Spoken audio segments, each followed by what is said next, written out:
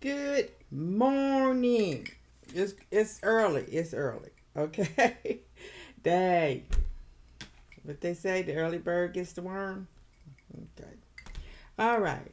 This segment is perpetrating a fraud and half stepping. Okay. I want to talk a little bit about my superhero, Justice DA of Atlanta, Fani Willis. Okay. I feel you, girl. I feel you. Even though I was not raised in the South, I lived there for, to me, a little bit too long. Um, you have a lot to tend with. Yeah. Um, I looked at her testimony and I could tell she was livid. She couldn't say what she wanted to say. She was trying to be as cordial as she could. These people, of course, they lie. They lie out of ignorance and they lie on purpose. Um, I could tell whoever that woman was, the one that was up there asking all these same old questions. That's how they do. I can't understand. Now you see why stuff takes so long. How 9 hours, and half of that was repeating the same damn questions. They trying to check. They trying to trick you. They trying to trip you up. They want to catch you in a lie. That's what they do. That's why. That's what they get paid big bucks for. Okay. And I, if it was me, I wouldn't have did this. I wouldn't have had my business all out in the streets like that. I mean, they going way back. They had to tell all this stuff. They had to prove, and you know, they hated the fact that this cash thing was really getting on their nerves. You know, because if you're gonna do anything, do it with cash, because no paper trail. Because they love paper trails. Because they love to manipulate stuff and make things look like it ain't. They love that. So let's listen to a little bit of what this excerpt at the U.S. Today said. This is the excerpt. Today, what a dramatic Fani Willis hearing might mean for Trump's election fraud case. It was a dramatic. I seen over Hunter better. and Joe Biden business dealings, and we discussed the greatness of Iowa basketball star Caitlin Clark. There were plenty of fireworks at yesterday's hearing over whether Fulton County District Attorney Fani Willis should be disqualified That's from what they the want to Georgia do. election fraud case against former President Donald Trump and 14 others. Well, it's highly offensive when someone lies on you, and it's highly offensive when they try to implicate that you slept with somebody the first day you met with them, and I take exception to it. Inside the court yesterday was USA Today domestic security correspondent Josh Meyer. I caught Because up with that's him what they to do. put the hearing in context. Josh, thank you for hopping on the excerpt today. My pleasure, Taylor. So, Josh, let's just start here. Can you remind us what exactly is at issue in these election interference hearings this week? So, Fani Willis, the Fulton County District Attorney, is fighting for her political life. She's also fighting for what is by far the biggest case of her career, which is the election interference case in which she initially indicted 19 people, including former President Donald Trump, in an alleged effort to criminally overthrow the results of the 2020 election and allow him to remain as president, even though Joe Biden won the election. 4 of those defendants have pled out, but 15 remain, including Trump. And so the lawyers for some of those defendants are trying to get Willis thrown off the case. They're trying to get her special prosecutor, Nathan Wade, thrown off the case because of an affair that the two had in recent years. And they're also trying to disqualify the entire Fulton County DA's office and have the case dismissed. because of what they say are improper personal relationships between Wade and Willis. And Josh, you were there in the Atlanta courtroom That yesterday. ain't Fani that's Willis stupid. herself ended up testifying. We also heard from Nathan Wade. What was the scene like, and what did we learn from these testimonies? So there was a lot of fireworks. Wade was pretty calm and low-key, answered questions in a very lawyer-like way, as one legal observer put it. But Willis came in loaded for bear. I mean, she marched into the courtroom, or she said ran into the courtroom, and despite efforts by her lawyers and the Fulton County District Attorney's Office to quash the subpoena so she wouldn't have to testify, she barged right in there and said she wanted to talk, she wanted to set the record straight, and she basically went right at the defense lawyers, calling it lies that they were trying to allege that she and Wade had an affair that started before she picked him as the special prosecutor in the case, that he used some of the proceeds of this more than $650,000 that he's been paid as the lead prosecutor in the case to take her on romantic vacations. And she basically tried to refute it all and said that there was nothing to it. And so did Wade. And Josh, as for Donald Trump, we know he separately appeared in court yesterday in New York. Okay. It's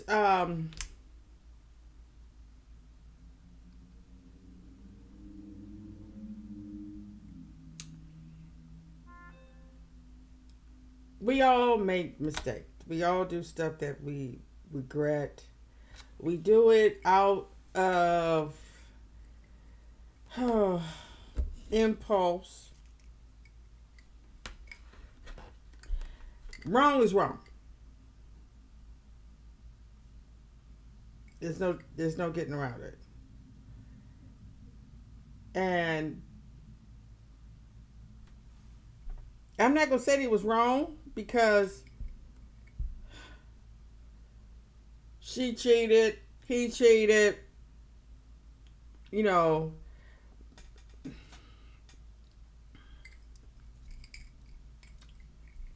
She got a divorce from her husband. He set up a divorce for getting a divorce from his wife.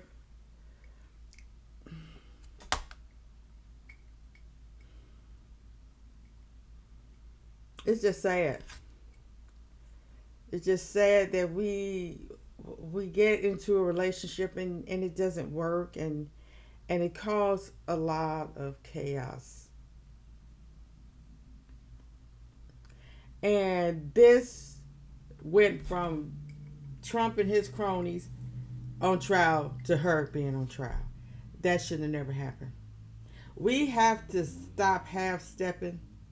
If we're going to do something, let's do it the way our ancestors set up for us to do it. And that's all the way. And integrity. Not to say our ancestors never made a mistake. Of course they did. Okay? But the situation is, it's time for us to start doing it completely. Stop perpetrating a fraud. If we're going to be the head of a department, we have to be the head of the department all the way. We have to make sure all regulations and rules are enforced. From I to you.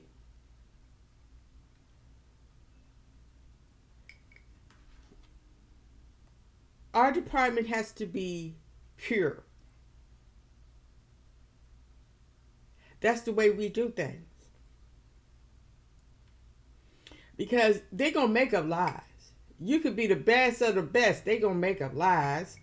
They're going to try to discredit you. And we should already know that from the get-go.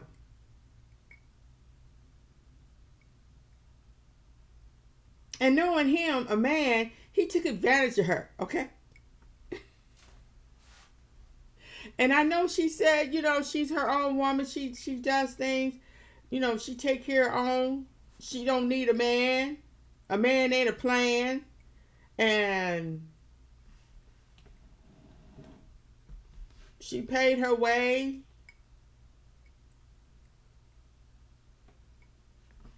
But this is a learning lesson for us women. Stop letting these men get you messed up.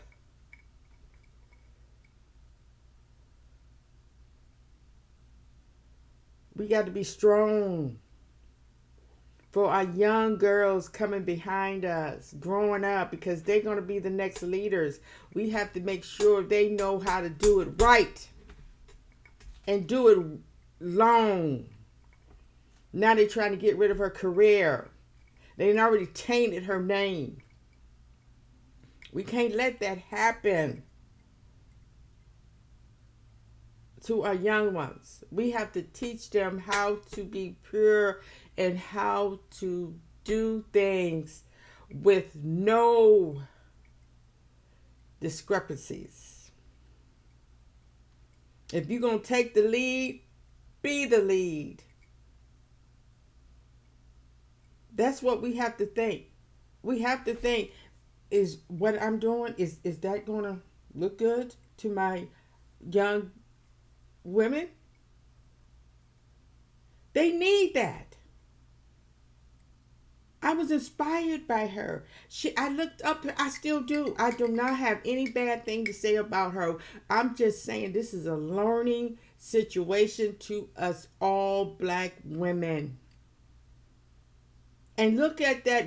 Look at these people that's up against her. You can't tell?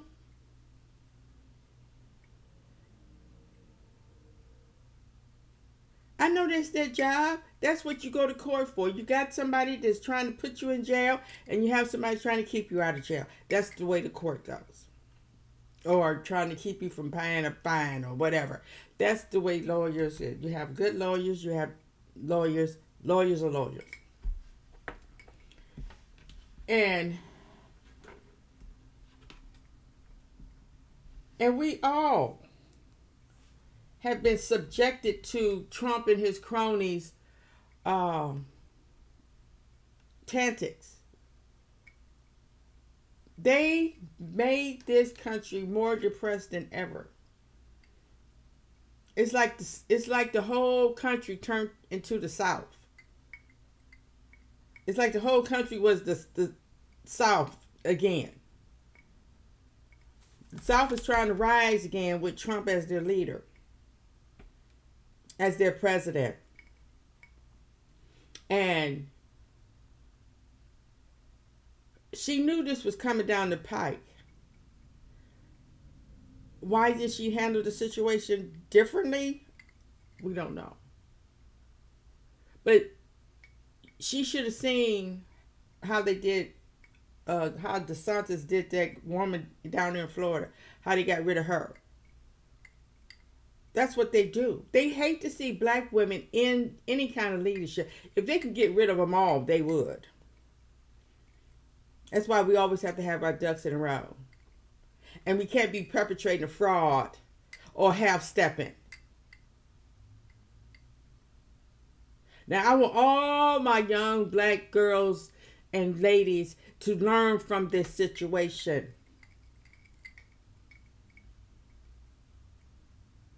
When you get ahead, that's your goal, to get in lead.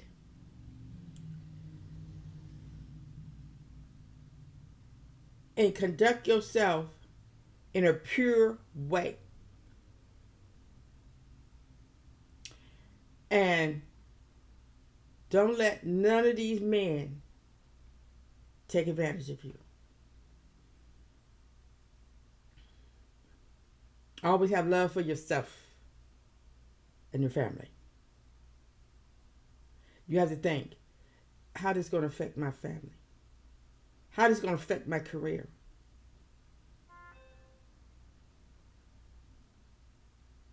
And these people down south, I'm telling you, they have a whole different way of doing things. They have a whole different mindset.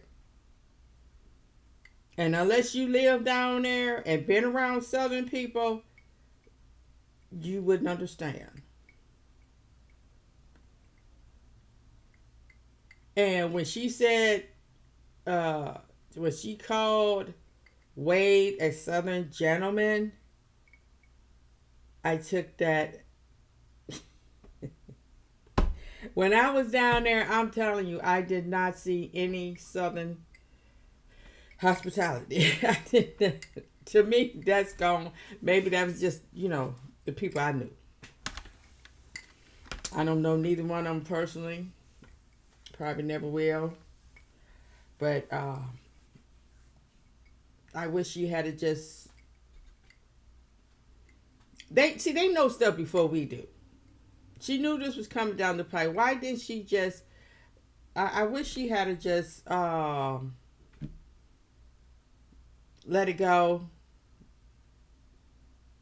Find somebody else to get in there so they could take over instead of having to speculate. I mean, this circus, because now everybody know their business.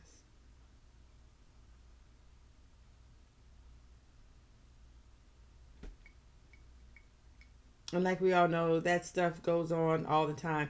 But we have to stop. I want our black young women, well, any woman, but I want our black women to take a hold to this, because it's time for us to start being more in leadership roles.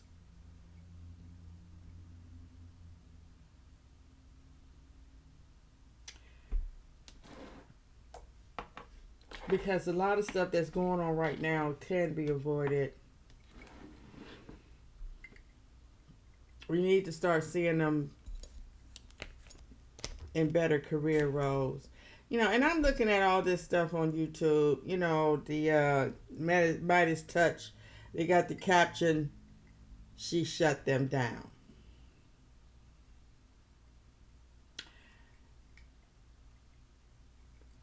I don't totally agree with that. Because she might have shut them down in their eyes, but to me, they dragged her through the mud. They would put little jabs in there, and their main goal was to make her look bad, to try to get her disqualified, try to get her kicked out of her job. And I wish she would have had a better attitude, but maybe that's just the way she is. Let me see what this says. Gwen, let me begin with you, and let's go right to the credibility of the key evidentiary questions. Gwen Keys. Credibility of Robin Yurdy saying it started 2 years before. Testimony Nathan was a Wade fight for and her Gwen own Fleming integrity. Say it started. How do you expect the judge to assess the credibility between those 2 points of testimony? Well, I think some of the things that the judge will be looking at is the level of detail of Miss Yurdy's testimony. And again, there were a lot of conclusionary statements, but there was not a lot of detail from what I saw. I also saw that she was being led on what should have been direct. She should have been asked open questions, but instead it was more like a cross-examination. I think one of the other things the judge will take into consideration is the circumstances under which she was asked to no longer be employed by the Fulton County District Attorney's Office. You and Katie mentioned earlier that she's being described as perhaps a disgruntled employee. And so these are all the types of things that I think will come into play. And you contrast that with the very assertive, very determined, very sure footing testimony that you saw from D.A. Willis in this case. She came, and what I have said to others and colleagues is she came to fight for her own integrity today. And the fight that you saw on that stand is the same determination and fight that she uses to pursue justice on behalf of the citizens that elected her. So I'm not surprised at all. And so again, I think we've got 2 contrasting styles that will play into credibility in the judge's calculation. Gwen, let me just stay with you on the other big evidence question of the day, and this came up through Nathan Wade's testimony, where he did surprise us all of us sitting out here watching, when he said, yeah, the district attorney reimburses me with cash, and it's large amounts of cash in some cases. D.A. Willis said $2,500 one time, $1,000 another time, $600 another time. It's more cash than most people are used to, and it really was kind of a stunning thing to hear, and to hear that a district attorney was doing it that way.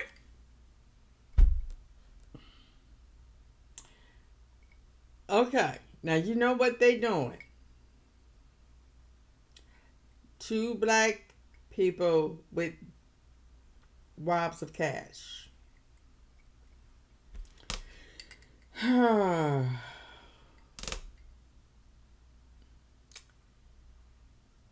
my goodness. I'm thinking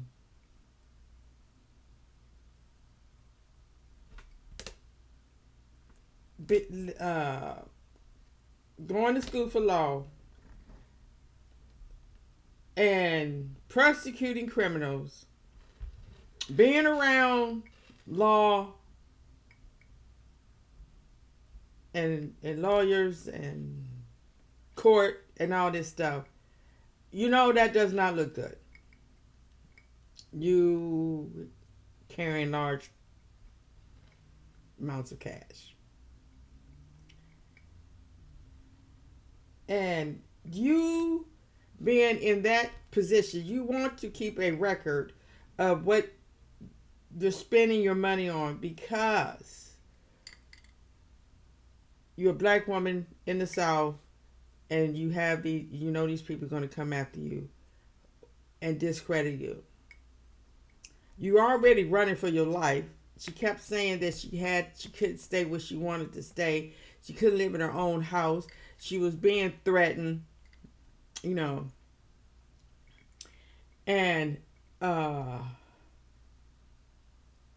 that's a shame that she was willing to do that. Okay, that is part of her job. I mean, I'm sure she's been threatened by other people besides that Donald and his cronies.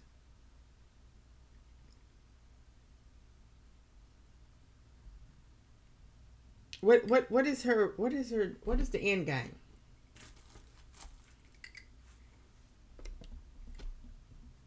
I don't know. And then, when Fani Willis's turn on the witness stand came, and we could have gotten this information no other way. If her motion to quash her subpoena had succeeded, we would not know that story about her father encouraging her throughout her life to make sure she had cash. You know Fani Willis, you're friends with Fani Willis. Do you know about Fani Willis's general use of cash? One thing, but also, how do you think that answer and that explanation will work with this judge? Well, again, I think when you take the whole story in context, it makes sense. Again, she and her father are very close, obviously, from the testimony. This is a man that is looking to protect his daughter at all costs. And if you think many of us, whether it's my relationship with my dad or any others, your dad's going to give you the kind of advice to help you survive as an independent woman in the world. And I think her father has done a fantastic job in this case. That. And you also heard through the testimony where she says she doesn't let any man feel as though she owes. I can understand that, because my father kept wobs of cash. When he left us, he had about $10,000 in a thing. So I can understand people having a lot of cash. That's what they do down south, I think. He was in Mississippi, and that's good. She had a dad that was really close to her and showed her how to do stuff. But it all's bound down to, these white people are going to take that and say, please. Oh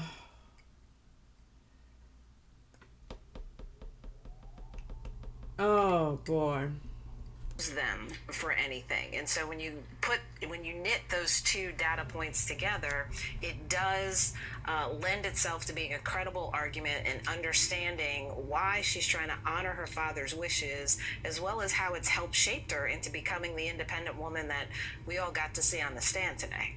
A man is not a plan is the line of the day. Charles Coleman, let's just deal with the cash. I don't know if you went through what I went through when I first heard about the cash. Sure. I really didn't like the sound of that. I don't like the sound of cash around public officials. It's just, don't like it at all. Then I heard the explanation. Right. And I thought, okay. And it reminded It don't me matter. of my father's relationship and use to cash.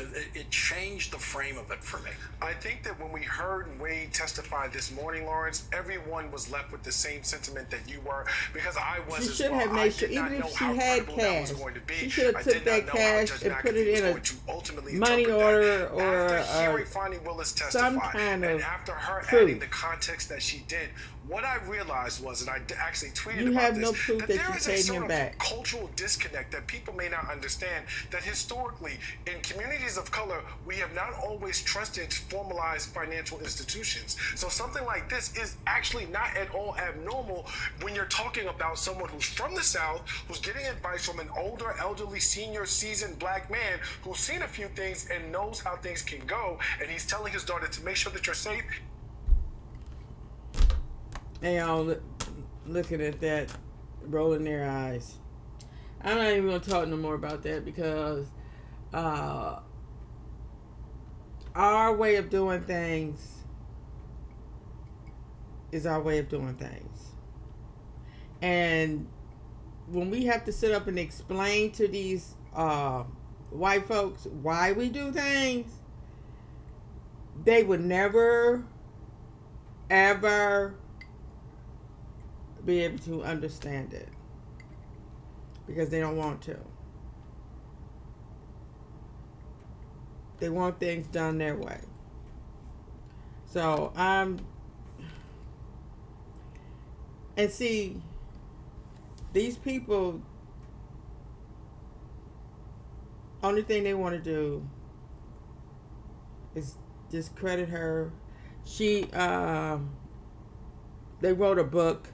This man wrote a book about her prosecuting, and she said she spent about 2 hours talking to him, and then what I don't understand is why when she went to that church, she didn't just get up there and confess that it happened. Why? Why didn't she just tell it? But I just want Fani Willis to know that, you know, she could bounce back from that. She will bounce back from this.